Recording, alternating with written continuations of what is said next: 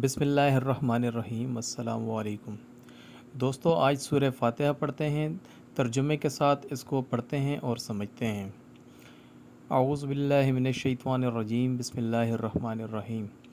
الحمدللہ، تمام تعریفیں اللہ کے لیے ہیں۔ رب العالمین، رب ہے تمام جہانوں کا۔ الرحمن الرحیم، بڑا مہربان نہایت رحم کرنے والا ہے۔ مالک یوم الدین، جو مالک ہے یوم جزا کا۔ ایاک نعبد، صرف تیری ہم عبادت کرتے ہیں۔